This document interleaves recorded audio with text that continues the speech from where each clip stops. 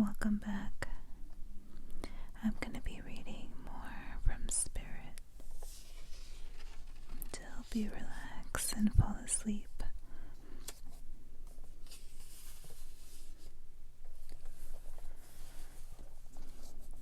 The specter was yelling at someone in the other room. There was anger in his voice. She pressed her ear against the wall, but couldn't understand what he was saying.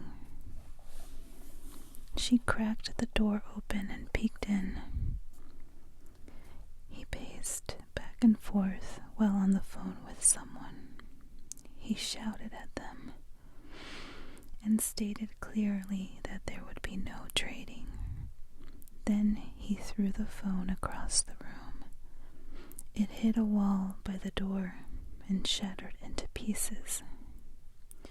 Spirit flinched away from the door. That's when he became aware of her, and he looked at her through the small opening. Then he walked over and flung the door open.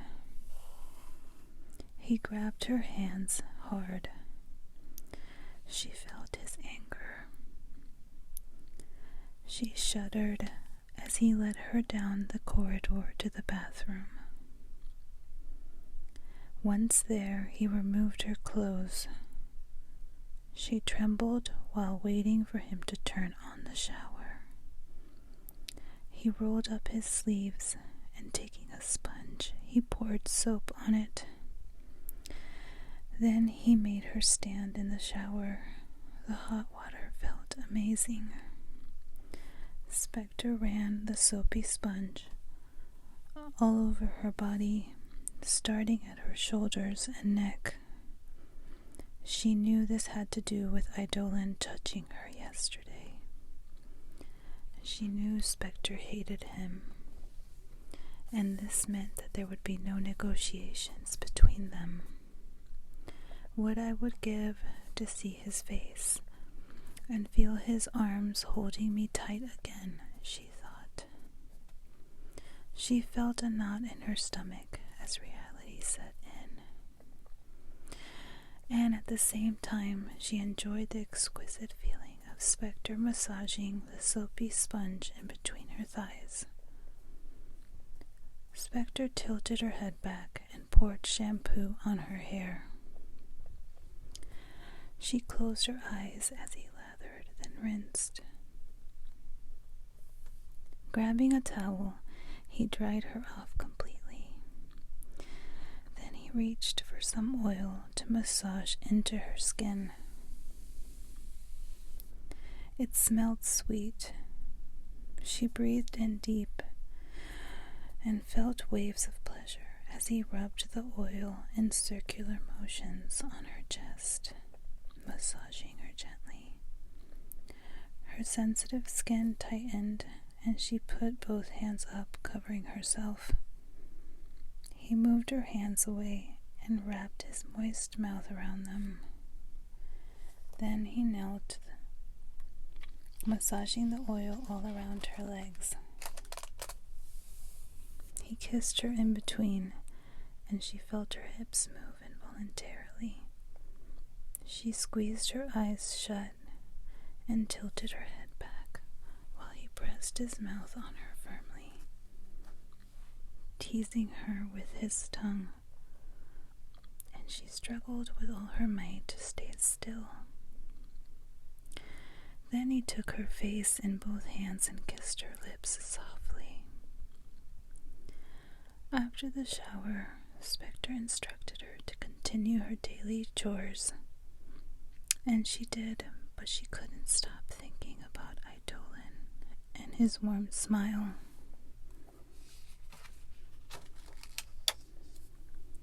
Last night turned out to be the best night ever. Spirit was happy after meeting Eidolon, yet the possibility of never seeing him again filled her with dread. Maybe I can convince him to negotiate with him. All I want is to see him again, she thought. During dinner, as Spectre aggressively chewed chunks chunks of meat and gulped down wine. She mentioned it would be a good idea to stay connected with Eidolon. Why? He asked, with his mouth still full. Because of their gold, she murmured. He stopped chewing and his face hardened. You know what I love about you, your wonderful ideas, he said, smiling. But this one, I believe, has an ulterior motive.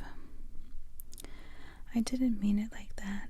No, I don't want you to talk anymore, he interrupted her. Then he dropped a plate of food on the floor. One of the maids hurried to clean it up, but he snapped his fingers, stopping her. Then he looked at Spirit. You clean it, he commanded. He ordered her down on her hands and knees, but as she started to obey him, he stopped her and instructed her to first take off her clothes. Her face flushed, and she gave an exasperated sigh. A few maids, a butler, and some guards were present, and she painfully and slowly began to undress. She slipped her dress off, and when it hit the ground, he smiled. She reached behind her back to remove her bra, and her hands were shaking. It dropped on the ground. He stared at her without blinking and licked his lips. Her face turned red as she removed her underwear. She slid each side down little by little until they fell off. He smiled at her and nodded in approval, and she got on her hands and knees and began to clean up the mess. He laughed to himself and played with her hair while she cleaned up the plate right next to his feet. The maids whispered among themselves, and one of them discreetly handed her a wet towel. She wiped the floor with it, and tears rolled down her face. Enough, Spectre said, pulling her up onto his lap. He cradled her in his arms, and she felt a sense of relief. Spirit heard the maids giggling.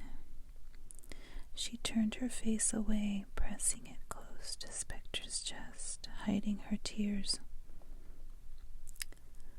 Two maids ran to clean up the leftover pieces of the broken dish. Spectre and Spirit went upstairs. He told her to get ready for bed and walked away. Once she was done, she got in bed and fell asleep waiting for him.